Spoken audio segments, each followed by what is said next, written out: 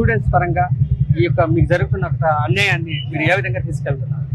ఈ రోజు సుప్రీంకోర్టు ఇచ్చినటువంటి తీర్పుని పూర్తిగా మేము విద్యార్థి విభాగం తరఫున వ్యతిరేకిస్తున్నాం. 2004 నవంబర్ 5వ తేదీన ఇచ్చినటువంటి తీర్పు ఎస్సీ వర్గీకరణ పూర్తిగా రాజ్యాంగ విరుద్ధం అని చెప్పి ఆనాడు స్పష్టంగా ఇచ్చినటువంటి తీర్పుని పక్కన పెట్టి ఈ రోజు ఉన్నటువంటి రాష్ట్ర కేంద్ర ప్రభుత్వాలు ఓన్లీ రాజకీయ లబ్ధి కోసం, ఓటు రాజకీయం కోసం మాదిగల మధ్య చిచ్చు పెట్టడానికి ఈ వర్గీకరణ అంశాన్ని లేవనెత్తుతున్నారు.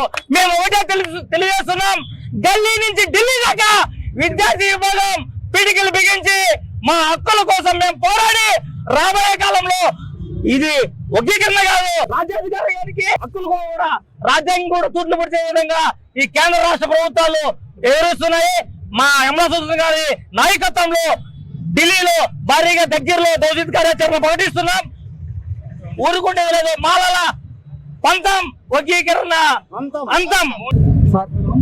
ఈ కేసుని ఎటు వరకు తీసుకుపోతారు, ఎంతవరకు తీసుకుపోతారు? మీరు నేషనల్ వర్కింగ్ ప్రెసిడెంట్ గా దీనికి రాష్ట్రంలో ఉన్న మాలలకంతా ఏ విధమైన భరోసా ఇస్తున్నారు? ఒకటి, ఇక్కడ 2 విధాలు మేము అవలంబిస్తున్నాం. ప్రజా ఉద్యమం ఒకటి, రెండవది కోర్టులో తేల్చుకోవడం.